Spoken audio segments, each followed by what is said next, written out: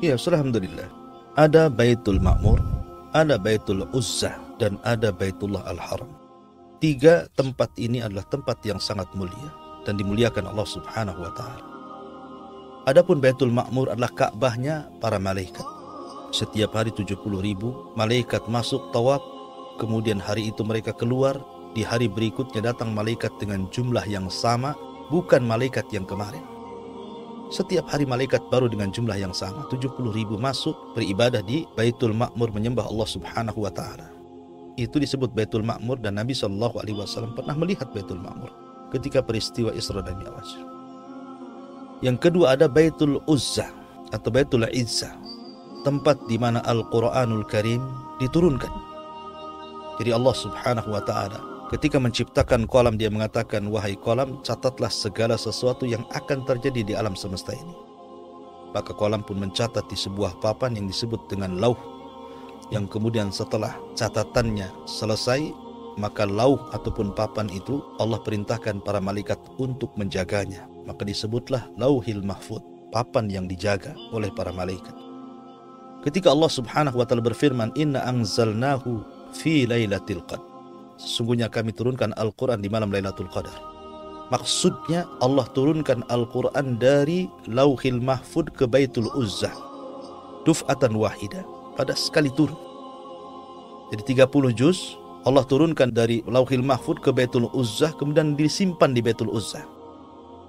Ini tepat di malam Lailatul Qadar. Makanya Allah mengatakan syahrul Ramadan alladzi unzila fihi al-Quran, bulan Ramadan di mana bulan diturunkan Al-Quran. Kapan? Di 10 akhir Ramadan. Kapan? Di tanggal-tanggal ganjil 10 akhir Ramadan. Kapan? Di malam Lailatul Qadar. Al-Quran turun ke Baitul Uzzah 30 juz. Dan Baitul Uzzah itu di langit pertama yang kita lihat ke atas. Baru setelah itu Allah turunkan Al-Quran sampai ke bumi, tidak langsung 30 juz, tetapi diturunkan ayat per ayat, disesuaikan dengan kejadian dan peristiwa. Karena supaya sepeninggal Rasulullah SAW peristiwa dan kejadian itu akan berulang dengan pengulangan yang sama, sehingga apapun peristiwanya sudah ada jawabannya dalam Al-Quran. Karena namanya sebuah kejadian dan peristiwa itu akan terulang-ulang sampai kiamat, dan akan ada kemiripan, sehingga solusinya ada dalam Al-Quran. Jadi Quran ketika diturunkan ke Nabi SAW untuk disampaikan kepada umatnya, tidak 30 juz. Dan ini perbedaan Quran dengan kitab-kitab sebelumnya. Jadi kalau Taurat langsung 30 juz bahasa kitanya. Mungkin Injil juga sama, Zabur juga sama, tapi Quran tidak. Makanya Quran disebut kitab solusi, karena disesuaikan dengan peristiwa dan kejadian yang akan berulang. Satu-satunya menjawab tantangan masyarakat, tantangan iskal, kesulitan di masyarakat, apapun masalahnya, ada jawabannya dalam Al-Quran. Allah mengatakan, inna hadza lafi suhufil ula, suhufi Ibrahim wa Musa. Sesungguhnya Al-Quran ini terangkum berbagai macam isi suhuf. Pertama, suhuf yang pertama, maksudnya suhuf pertama di sini maknanya suhufnya Sith dan suhufnya Idris. Karena Sith memiliki 50 lembar suhuf, kemudian Idris memiliki 30 lembar suhuf, kemudian Nabi Musa memiliki 10 lembar suhuf, dan Ibrahim memiliki 10 lembar suhuf. Jadi semuanya 100 lembar suhuf. Dan semua ada di dalam Al-Quran kandungannya. Dan suhuf itu bagian daripada kitab-kitab yang diturunkan dari langit. Dan kitab-kitab yang dari langit diturunkan tentu sebagai undang-undang bagi setiap para nabi dan rasul untuk diterapkan kepada umatnya. Seperti Al-Quran. Dengan turunnya Al-Quran terjagalah keyakinan kita. Sehingga keyakinan kita tidak boleh menyembah selain daripada Allah Azza wa Jalla. Tauhid kita murni dengan turunnya Al-Quran. Dengan Al-Quran akal kita terjaga.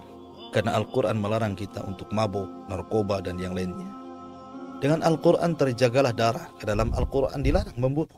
Ada kisos dalam pembunuhan. Terjaga nasab. Kemudian juga dalam Al-Quran juga terjaga kehormatan. Jadi Al-Quran itu undang-undang. Termasuk juga Taurat, undang-undang di zamannya. Zabur, undang-undang di zamannya. Injil, undang-undang di zamannya. Termasuk suhuf Ibrahim, undang-undang bagi kaum Ibrahim. Kan Ibrahim itu Rasul Khalilur Rahman, bapaknya para nabi dan rasul, diberikan suhuf Ibrahim sebagai undang-undang bagi kaumnya. Dan nanti akan sampai kisah-kisahnya tentang suhuf Ibrahim. Tapi yang jelas isi suhuf ya tentu adalah sama dengan Al-Quranul Karim. Tapi Al-Quran jauh lebih lengkap dibandingkan suhuf. Karena suhuf itu lembaran, seperti contohnya Zabur. Zabur itu lembaran-lembaran. Tidak banyak lembaran seperti Quran, karena Zabur itu berupa bait-bait.